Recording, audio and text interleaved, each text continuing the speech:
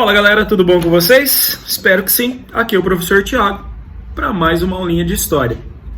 Antes de começar, aquele recado de sempre, não se esqueçam de se inscrever no canal, de curtir as nossas publicações, de ativar aí as notificações. Tudo bem, pessoal? Tudo tranquilinho?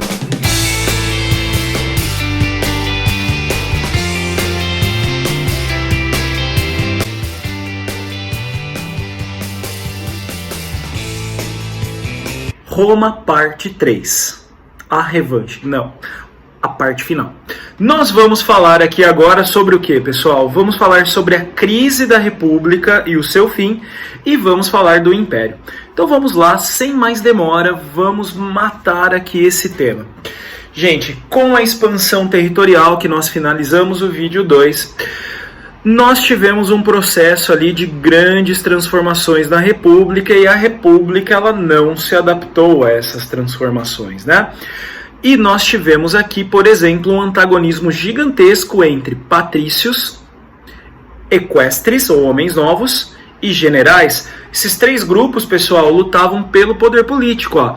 Patrício tinha o poder por direito ali, né, por ser da família aristocrática, aquela sociedade estamental que nós já aprendemos.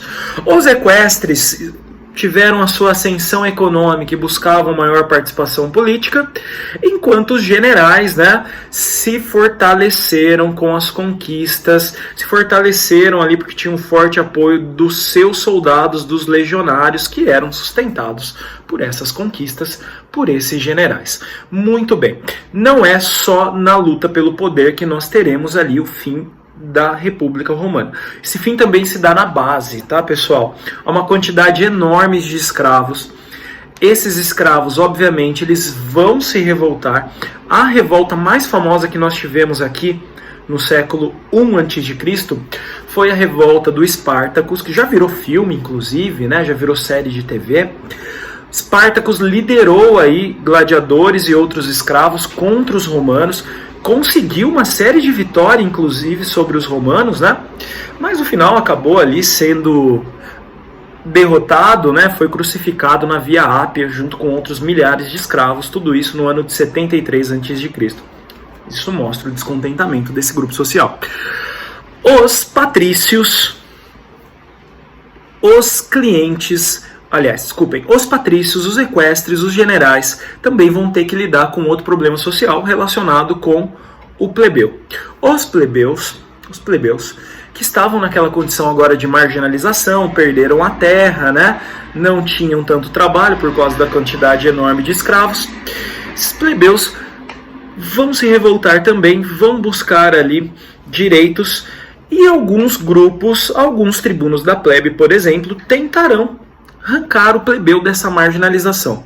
Destacamos dois, tá? Tibério Graco, em 133 a.C., tentou uma reforma agrária, tá? Na reforma agrária do Tibério Graco, pessoal, olha como isso é importante, hein, pessoal? Estamos na antiguidade já falando de reforma agrária. A proposta era usar o ager públicos, então a terra pública, terra que teria sido apropriada ali pelos patrícios de forma irregular, e usar essa terra aí para dar condições para o plebeu ter o mínimo para sobreviver, tirá-lo da marginalização, tá? Vale lembrar, gente, que a ideia era limitar os latifúndios, e as terras que excedessem a quantidade máxima, elas seriam então entregues aos patrícios. Tibério Graco foi assassinado. 10 anos depois do seu assassinato, 132 a.C., ele foi assassinado, nós tivemos o seu irmão, Caio Graco, colocando em prática a reforma agrária, dando também ali participação na justiça para os equestres. Isso enfureceu ali os patrícios, e ele acabou também sendo tirado do poder, cometeu suicídio. Belezinha? Então nós tivemos uma tentativa de retirada da marginalização desses plebeus por conta desses dois tribunos da plebe. Vale lembrar que eles eram patrícios, tá, gente? Bem, a situação é tão tensa, o conflito social é tão grande em Roma, pessoal, que só grupos relacionados aí ao exército, às legiões, vão ter poder suficiente para governar. Então nós teremos uma série de ditaduras, tá? Lembrem-se que nós já vimos que a ditadura ela poderia durar no máximo mesmo, 6 meses, mas nós tivemos o general Mário governando de 99 a 82 a.C., bem mais que 6 meses. Na sequência, o general Sila de 82 a 79 a.C. Então, as regras republicanas estão sendo totalmente desrespeitadas. Óbvio que a República está indo embora aqui, gente. A crise é gigantesca. Depois do Sila, pessoal, não tivemos um grande general para poder governar Roma. Então nós entraremos numa fase que é a fase dos triunviratos. O primeiro triunvirato, gente, era formado por Júlio César. Você está vendo a imagem aqui, tá? Júlio César.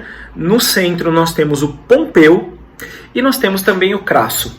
Crasso acabou morrendo ao tentar conquistar a região dos Pártias na Ásia, tá? O nome dele virou sinônimo para coisa errada, inclusive, né? Você comete um erro muito grande, é um erro o quê? Um erro crasso, por conta dele. Cometeu um erro gigantesco. Foi morto nessa tentativa.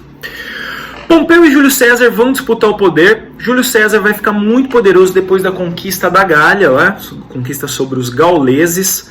Tem até um desenho animado muito famoso sobre isso, né, que é o Asterix e Obelix, vocês já devem ter ouvido falar. A disputa do poder, pelo poder dos dois, leva ali a morte do Pompeu lá no Egito, depois de ser derrotado por Júlio César, e Júlio César vai se tornar ditador. Júlio César tenta aprovar leis no Senado que garantam, então, o seu direito perpétuo ao controle aí de Roma, e também vai tentar criar ali um mecanismo, criar uma lei onde ele pudesse escolher o seu sucessor. Acaba sendo assassinado pelos senadores em 44 a.C. O Senado achava que poderia retomar o poder sobre Roma, óbvio que não poderia. Os principais generais do Júlio César e também o seu sobrinho, que era general também, vão formar o segundo triunvirato, né? Aqui nós teremos Marco Antônio, Marco Lépido e Caio Otávio. Para tentar evitar a disputa entre os três, para tentar dar um mínimo de equilíbrio, cada um fica responsável por uma parte do Império Romano. Então Lépido vai ficar com a região da África, Marco Antônio com a Ásia e o Caio Otávio com a Europa. Lépido rapidamente é afastado do poder. Marco Antônio concentra suas forças na Ásia e no norte da África. Vale lembrar que o Egito, gente, é o celeiro de Roma, né? E a partir dessa dominação do Egito, feita pelo Marco Antônio, gente, ele vai se aliar ali a Faraó, que é a Cleópatra. Já deve ter ouvido falar, né? Também teve ali contato com o Júlio César. A Cleópatra, pessoal, ela vai apoiar o Marco Antônio no projeto de assumir o poder total sobre Roma, retirar o Caio Otávio do poder. A guerra é inevitável, Marco Antônio acaba sendo derrotado, comete suicídio, assim como Cleópatra. Caio Otávio tem agora o poder total, gente. Poder total. Os senadores que haviam matado seu tio já haviam sido perseguidos, presos ou mortos. E agora nós vamos ter, dessa forma, o fim da República Romana. O ano é 27 a.C. Vamos então para a fase imperial, pessoal. A fase imperial romana, ela é dividida em 2 momentos, tá, gente? Alto Império e Baixo Império. No Alto Império a gente vai se concentrar nas transformações que o Caio Otávio promoveu aqui, que permitiram que Roma chegasse ao seu ápice. O que o Caio Otávio fez, gente? Ele centralizou o poder político em suas mãos, mas manteve as instituições republicanas. Então aqueles cargos, né, aquelas magistraturas como tribuno da plebe, censor, questor, edil, continuam existindo. Só que agora todos estão abaixo do Caio Otávio. Então você tem uma aparência republicana num regime que é imperial, que está nas mãos desse imperador e dos próximos também, obviamente. Para promover essa centralização, gente, o Caio Otávio recebeu diversos títulos, né? Você está vendo aqui ao lado alguns dos títulos principais, deixa eu comentar com vocês cada um deles. Ó, ele recebeu o título de Príncipe do Senado, então, que representa que ele é o líder dos senadores. Ele recebeu o título de Pontífice Máximo, então ele vai ser o líder da religião. O título de Tribuno da Plebe, então ele representa também os plebeus. Além do título proconsular, esse é muito importante, porque ele passa a ter o direito de escolher os governantes provinciais. Caio Otávio também recebe o título, gente, de imperador. Título de imperador garante a ele o controle das legiões, a escolha aí dos generais. Algo muito importante também, centralizar ali o poder militar em Roma. O outro título importante, gente, é o título de Augusto. Título de divino. Ele passa a ser considerado, passa a ser cultuado como um deus. Tudo bem? A partir de agora, o imperador tem poder temporal e poder espiritual. Poder temporal é o poder político. Galerinha, outras inovações importantes que ele promoveu. Na sociedade, pessoal, nós tivemos a ampliação da cidadania romana para todas as províncias. Isso diminui o clima de tensão, garante uma unidade, né? Nós teremos ali a aplicação de uma rígida moral sobre o Império Romano. Ele não era tão favorável à cultura helenística, tá? Essa rígida moral, gente, ela tem como base uma sociedade extremamente patriarcal, extremamente machista. Então, por exemplo, havia nas leis romanas ali punições para mulheres adúlteras. Nós vamos ter uma sociedade que adota agora um critério censitário para dividir os grupos. Esse critério censitário é aquele que é baseado no que, gente? Na renda. Então, olha só, sai o critério estamental, entre o critério censitário. E aí nós teremos 3 ordens, tá? 3 ordens sociais. A ordem senatorial, grupos que tinham ali mais recurso, obviamente. Na época, pessoal, para você ser da ordem senatorial, você tinha que ter o equivalente ali a 1 milhão de sestércios, que é a moeda romana do período, tá? Óbvio que esses caras podem chegar aí ao cargo de senador. Para se diferenciar dos outros grupos, eles andavam com uma roupa diferente também, uma cor específica. Eram os únicos que poderiam andar de cor roxa, de púrpura. Aí nós tínhamos a ordem equestre. A ordem equestre, você tem que ter pelo menos 400 mil sestércios para pertencer a essa ordem, tranquilinho? E vale lembrar, cargos públicos importantes também, óbvio que não do mesmo nível da ordem senatorial. E quem não tem esses recursos, gente, está na ordem inferior. Tudo bem? Vale lembrar que nesse momento histórico nós vamos ter também a chamada Pax Romana, né? Pax Romana, ela vem logo na sequência ali da chamada Pax Augusta, né? No ano 9 depois de Cristo, as legiões romanas foram massacradas na região da Bretanha, né? E o Caio Otávio decidiu então promover ações de fortalecimento das fronteiras, né? De imposição cultural, né? Então nós não temos ali, por exemplo, tolerância religiosa em Roma. Vale lembrar que os judeus, aqui na fase imperial, vão sofrer com a diáspora, né? Com a diáspora judaica, serão expulsos ali da região da Palestina, porque não aceitavam cultuar o imperador como um deus, eram monoteístas. Nós vamos ter também, pessoal, a intensificação da chamada política de pão e circo, que nós já vimos, né? Visava ali garantir o entretenimento, o assistencialismo e a valorização ali da guerra. Tudo isso para garantir o quê? Um controle social. Belezinha, pessoal? Ó, economicamente, nós temos um processo de aumento da arrecadação. Havia um cargo na fase da República que era o cargo dos publicanos. Esses publicanos, eles perdem o direito de arrecadar os impostos em suas províncias, em suas regiões, e agora nós teremos funcionários do Império para promover essa arrecadação, garantindo ali então um aumento da arrecadação. Tudo bem? Esses são os elementos principais do Alto Império que você precisa estar ligadinho ali no vestibular. Agora, no Baixo Império, pessoal, que é um tema até bem mais importante por conta de ser uma fase agora de transição da Idade Antiga para a Idade Média, né, e de fim do Império Romano, nós teremos a crise e o fim dessa civilização tão importante. Primeira coisa que a gente tem que considerar, pessoal, vamos lá. Simples. Base econômica dos romanos, uma sociedade escravista. Essa sociedade escravista, ela depende então de guerras sucessivas para sempre manter uma quantidade enorme de escravos, incentivando a agricultura, incentivando o comércio. Mas conflitos internos, principalmente a luta pelo poder ali, com um processo que ficou conhecido até como anarquia militar, levará à redução das guerras de conquista. Gente, o efeito é em cadeia, tá? Então você tem tudo escrito aqui para você, inclusive, né? Você está acompanhando aqui do ladinho, né?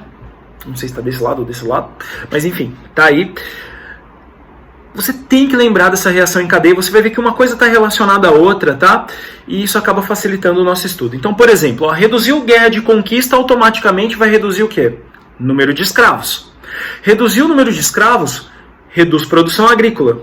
Reduziu produção agrícola, nós temos uma redução do comércio, nós temos uma redução da oferta de alimentos. Resultado, gente, o Estado arrecada menos, o preço dos alimentos dispara e nós teremos gravíssimos problemas sociais. A miséria, a violência, elas explodem em Roma, tá? Sem recursos, não dá para você pagar os seus soldados. Então o exército romano, gente, ele vai se enfraquecer. Esse enfraquecimento leva ali as fronteiras a ficarem o quê? Desprotegidas. E isso vai ajudar no processo de invasões germânicas. Sempre que a gente fala do fim do Império Romano, muita gente, né, já associa a invasão bárbara, invasão germânica. Mas ó, Roma só foi conquistada, pessoal, porque apodreceu por dentro. Então, ao criar todos esses problemas, ao passar por todos esses problemas, as fronteiras se enfraqueceram, permitindo essas invasões sucessivas e gradativas, tá? Foi pouco a pouco. Bem, diante dessa crise social enorme, a gente já tem um processo de transição aqui muito importante que relaciona a Idade Antiga com a Idade Média. Ó, num processo de ruralização muito forte, né, um êxodo urbano gigantesco, as pessoas vão para o campo em busca de proteção, em busca de sobrevivência. Nós teremos a formação das chamadas vilas, que eram comunidades autossuficientes. E nós teremos também a transição do trabalho escravo, aqui como principal forma de trabalho, para o colonato, que é um regime de servidão. Né? Gente, colonato e escravidão são trabalhos compulsórios, mas existem diferenças. O escravo é uma mercadoria, o colono não é uma mercadoria, ele tem ali certos direitos. Tudo bem? Tudo tranquilo? Então, olha só, é um processo de decadência que nós estamos estudando aqui. E se você pensar nesse processo de ruralização, gente, na formação da vila que é autossuficiente, na forma de trabalho que é o colonato, gente, isso aqui é um embrião do quê? O embrião do modo de produção feudal, né? O feudo era autossuficiente, a servidão era a principal forma de trabalho. Bem, se você pensar também que está acontecendo aqui essa invasão germânica, pessoal, a sociedade medieval, o modo de produção feudal, é produto dessa integração entre romanos e germânicos também. Então a gente já está falando de uma transição aí, de um período para outro. Óbvio que o vestibular gosta bastante desse tema, né? Então sempre faça um exercício sobre essa fase da história. Bem, não podemos deixar de falar de um dos principais legados dos romanos também, que se encaixa aqui nesse processo de crise e fim, que é o cristianismo. Gente, o cristianismo nasceu ali no Império Romano, né? E durante muitos séculos, até o século IV pelo menos, os cristãos foram perseguidos, né? Por que eles eram perseguidos? Por dois motivos básicos. Primeiro, contrários à escravidão. Vale lembrar que em outros momentos históricos, cristãos foram a favor da escravidão, tá, gente? Mas nesse momento específico aqui da Antiguidade, de Roma, eram contrários. Agora, o principal motivo ali que vai ser elencado no vestibular, em questões e tudo mais, é o monoteísmo, tá? Não cultuavam o imperador como um deus, isso é considerado um crime gravíssimo, uma subversão, serão perseguidos, assassinados, serão devorados por feras ali, mortos por gladiadores, né? E isso vai impactar muito a população romana, inclusive. A partir do século III, do século IV, começa um processo de conversão em massa. Por que as pessoas começam a virar cristãs em massa? Primeiro, pessoal, há uma rápida difusão das ideias cristãs pelo Império Romano. Por quê? Pela própria estrutura do Império, né? Com estradas gigantescas, com um transporte naval ali também, muito facilitado pelo Mediterrâneo. Então essas ideias elas circulam de forma muito rápida, não tem fronteiras internas do Império Romano. Segundo ponto, a crise econômica e social é também um fator importante para essa conversão em massa. Por quê, pessoal? O cristianismo, ele oferece algo muito importante para as pessoas. O que ele oferece para as pessoas, galera? Ele oferece a salvação, a vida eterna. Então sua vida pode estar muito ruim, né? Você pode passar por vários problemas econômicos e sociais, porém, se você for um bom cristão, o que acontecerá? Você poderá ser salvo. Muitos mártires aqui da Igreja Católica, né, do cristianismo, inclusive, morriam, segundo a tradição aqui, felizes, né, porque acreditavam piamente ali que estavam indo para o paraíso, que seriam salvos por não renegar a religião cristã. Bem, com esse processo de conversão em massa, nós teremos um imperador aqui muito importante, que é o Constantino. Constantino vai publicar o Édito de Milão em 313, e o Édito de Milão, gente, coloca fim às perseguições romanas. Constantino também vai se batizar cristão, né? E vai se colocar ali como líder desses cristãos. Vale lembrar que isso é uma ação muito mais política do que religiosa feita pelo Constantino. Em 393, pessoal, entre 93 e 94, nós tivemos o Édito da Tessalônica, tá? O imperador Teodósio coloca o cristianismo como religião oficial. Belezinha? Consequências desse processo, gente. Primeira coisa, não é porque o cristianismo virou religião oficial que acabaram as perseguições, tá? Elas só mudaram de lado. Se antes era o cristão que era perseguido, agora é ele que persegue. A intolerância continua gigantesca.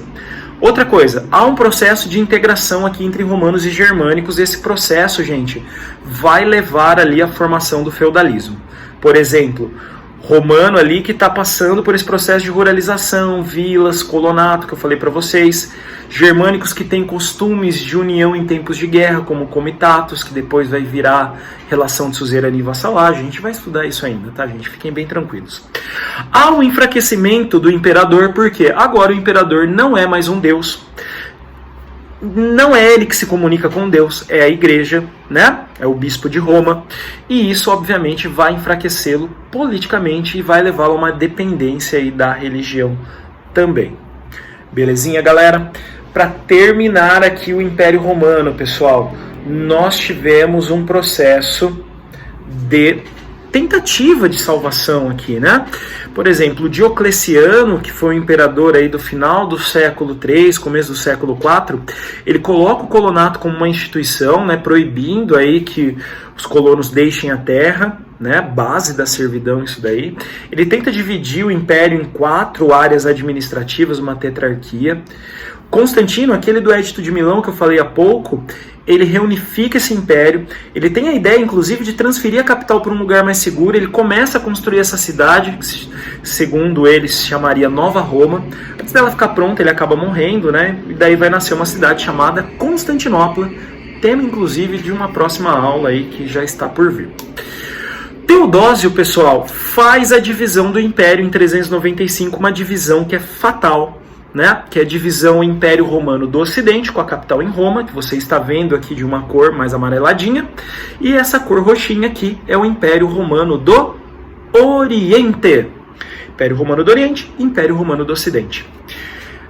O Império Romano do Ocidente é o que cai em 476. Vale lembrar que esse processo de invasões germânicas, que é a cerejinha do bolo de toda essa crise aí que eu apontei para vocês, vai se dar de forma lenta, gradativa, tá? Então eu coloquei aqui os principais povos que invadiram o Império Romano, né? Mas fiquem tranquilos, você não vai precisar decorar isso. Normalmente o vestibular já traz essas informações para vocês.